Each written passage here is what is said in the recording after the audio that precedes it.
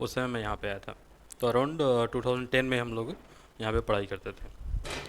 तो एक्चुअली हमारे बैच में बहुत सारे भी थे, तो उसमें से मैं भी वन होते। और हम लोग जैसे बहुत सारे लड़के थे, and few of them are flow में आ जा रहा है। कुछ लोग एनआईटी में गए हैं, कुछ लोग और दूसरे कॉलेजेस में गए हैं जो टॉप कॉलेजेस हैं। मैं एक गोवा यूनिवर्सिटी में गया था उस बैच से। उसके बाद जो नेक्स्ट बैच था, उसके बाद विकास और ये लोग थे, तो वो लोग भी फिर गोवा यूनिवर्सिटी में आए थे। तो एक्चुअली गोवा यूनिवर्सिटी का कहानी ऐसा है कि वहाँ पे सीडेक के थ्रू एग्ज़ाम लेता है, और उसमें से जो टॉप 5 स्टूडेंट होते हैं ऑल ओवर इंडिया, उनको वो सेलेक्ट करते हैं, क्योंकि वो स्टेट लेवल का यूनिवर्सिटी है। और उसमें क्या होता है कि टोटल 30 सीट्स होते हैं, और जिसमें से 24 सीट्स उनका गोवन का होता है जो belongs to Goa, and rest 6 seat out of Goa होता है। तो उसमें से हम लोग एक थे। तो वहाँ पे सिलेक्शन, और जब आप गोवा यूनिवर्सिटी, और वैसे जब यूनिवर्सिटी में पढ़ते हो जो स्टेट लेवल की होती है, सेंट्रल यूनिवर्सिटी होती है, तो वहाँ का फ़ी स्ट्रक्चर काफ़ी अच्छा होता है। तो हमारे लिए क्या होता है कि वो काफ़ी अच्छा हो जाता है, आप इकोनॉमी में काफ़ी अच्छा एडुकेशन ले लेते हो। तो मेरा उस समय का फ़ी मैं बता रहा हूँ, मेरा 30,000 था पर ईयर।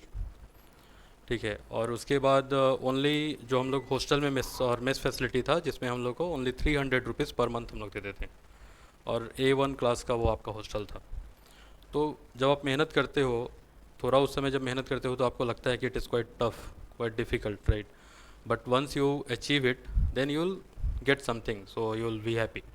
करेक्ट। तो जब आप सक्सेस हो जाते हो या कुछ ऐसा हो जाता है, तो आपको लगता है कि हाँ, कुछ हमें मिला है उस मेहनत के बाद, और वो चीज़ आपको फिर से बाई सेल्फ ऑटोमेटिक मोटिवेट करती है। ठीक है। तो ये हमारा गोवा यूनिवर्सिटी में कैसे मैं गया, वो कहानी हुई। लेकिन अब गोवा यूनिवर्सिटी का पैटर्न चेंज हो गया है, वो उनका खुद का अब एग्ज़ाम लेते हैं, और उसके बेस पे वो सिलेक्शन करते हैं, सीटेक के थ्रू अभी नहीं ले रहे हैं वो। तो हम लोग वहाँ भी जाते हैं, अपना जितने भी फैकल्टीज होते हैं, जब भी गोवा जाने का मूड को आ गए हैं, वहाँ पे मिले, और फिर वैसे होते रहता है। उसके बाद फिर मैं बहुत सारे कंपनीज़ में काम किया। Currently I am working with the Fintua. तो ये फिनटुआ जो कंपनी है, आयरलैंड बेस्ड कंपनी है, और इसका पहले नाम था टैक्सबैक ग्रुप। ठीक है। Recently in the last year in लोगों ने रीनेम किया है फिनटुआ। फिनटुआ ऐसा है कि fin for fintech, and tua is Bulgarian word for the taxation. तो इसीलिए उन लोगों ने इस कंपनी का नाम रखा है Fintua. So currently I am working here.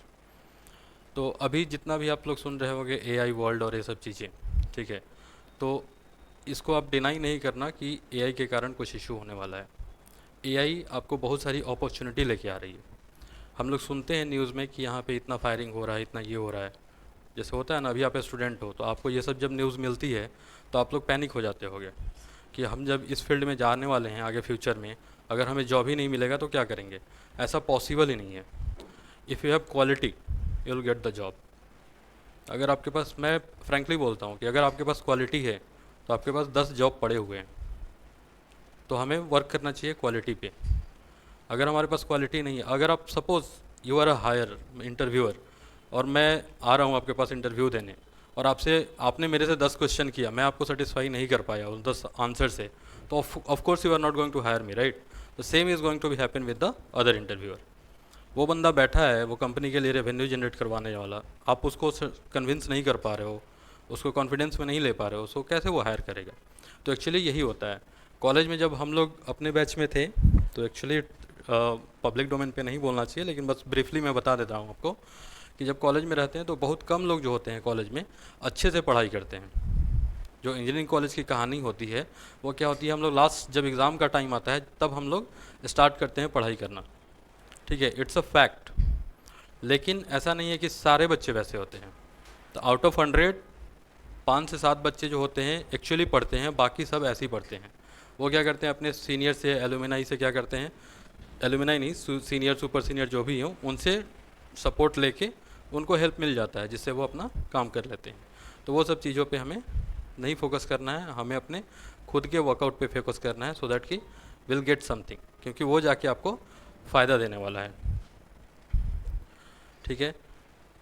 और आपको कैसे किस कॉलेज को डिसाइड करना है, I think you guys know already कौन सा कॉलेज बेटर होता है, कौन सा ये होता है, क्योंकि already it's internet world and you guys already know. But briefly हम यही कहना चाहेंगे उसमें कि जो चीज़ें, अगर आपको कहीं भी एडमिशन लेना है, तो आपके पास ऑलरेडी डेटा होता है, ये कट ऑफ जाता है, ये वो होता है।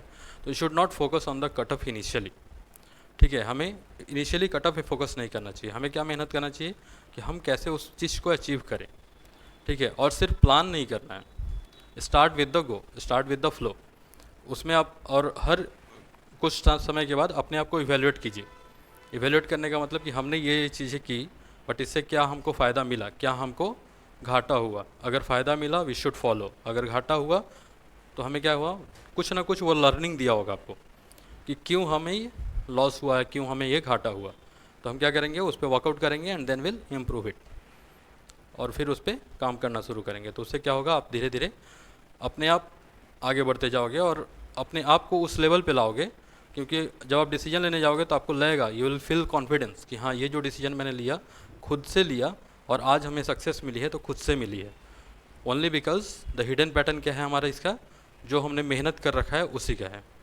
तो अगर मेहनत कर रहे हो तो आपको कभी हार नहीं हो सकती है, इतना आप समझना।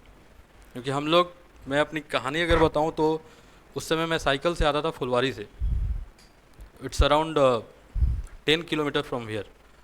वही नहीं, जब मैंने 12th किया था तो उस समय इंग्लिश का थोड़ा ये था, तो हम लोग कुल्हड़िया कम्प्लेक्स जाते थे। तो it was around 18 kilometre from my place. ठीक है, but I was doing by cycling only. ठीक है, तो जब आप मेहनत करते हो और वहाँ पे जाते हो तो आराम से आप उस चीज़ को अचीव करते हो। तो आज मैं प्राउडली अपने बच्चों को घुमा के हूँ कि यहाँ पे ये करता था, यहाँ पे ये करता था, तो they will feel okay dada has did like this.